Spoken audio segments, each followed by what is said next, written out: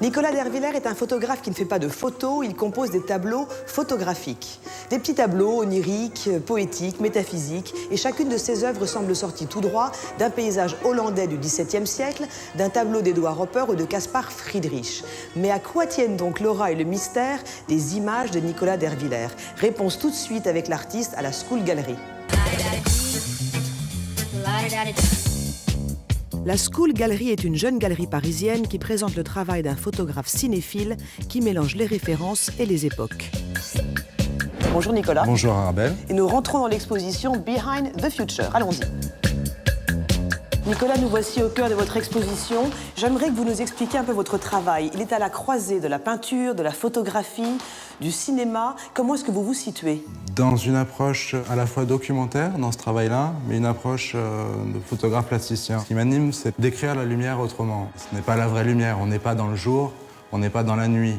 On est dans une technique dérivée du cinéma, mais avec une application photographique. Cette technique s'appelle la nuit américaine. La nuit américaine, c'est donc une technique qui consiste à filmer 2 jours et à retranscrire ensuite l'image en mode nuit, c'est ça? Exactement. J'ai pas besoin de technicien pour faire mes images. On a l'impression qu'elles sont très élaborées, très construites, mais le travail se passe en post-production.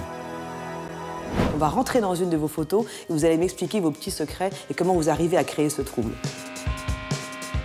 C'est une série que vous avez prise dans une usine sidérurgique désaffectée qui est en Allemagne aujourd'hui. Expliquez-moi d'où vous partez et comment vous arrivez à ce résultat. La photographie en elle-même n'est pas construite. J'apporte juste une lumière qui pourrait faire peut-être penser à un jeu vidéo. Peut-être chaque image regorge de détails.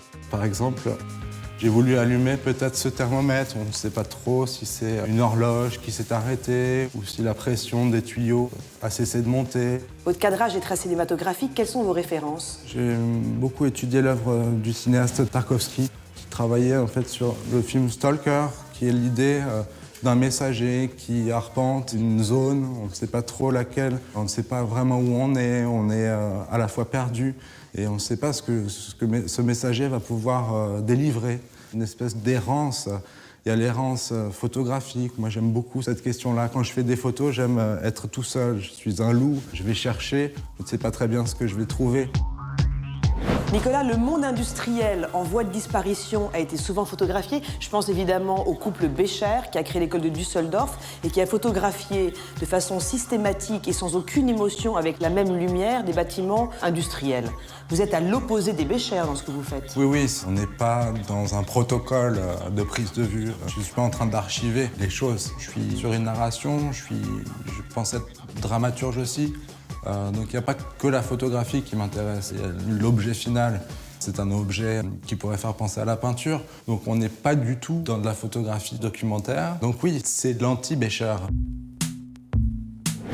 Dans cette série Hommage, Nicolas, à nouveau, vous créez le trouble en mélangeant des éléments de différentes époques. Expliquez-nous. Là, on est dans une composition avec un personnage qui provient d'un grand tableau de Nicolas Poussin qui est au Louvre. J'ai voulu fondre dans ma photographie ce petit personnage. Je voulais en fait interroger le rapport qu'on peut avoir avec l'appropriation des images.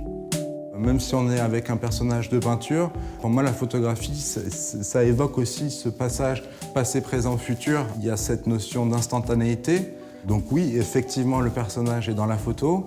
Il a peut-être 500 ans, mais il est quand même là, donc il devient éternel.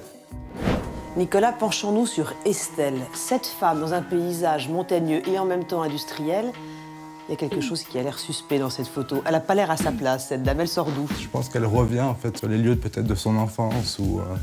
Donc il y a évidemment un décalage temporel. Il faut savoir donc que cette petite bonne femme provient d'archives municipales, qu'elle a à peu près aujourd'hui 100 ans, qu'elle traverse en fait le temps. Et elle revient comme un fantôme hanter son passé, c'est ça l'histoire? C'est une revenante mais dans le sens positif. Je ne fais pas des images pour faire peur. L'étrangeté, elle vient peut-être du fait que c'est ma volonté d'éclairer certaines choses alors que dans la réalité, on ne pourrait pas les éclairer comme ça.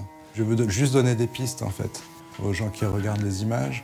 Et s'ils les regardent bien, ils vont se dire « Ah bah oui, effectivement, la lumière ne peut pas tomber comme ça ». Tout est vrai, mais tout est faux. Mais ce qui est beau, c'est qu'on peut croire. Et c'est là qu'il y a la poésie peut-être et la magie d'un travail ou pas. C'est cette idée de faire croire.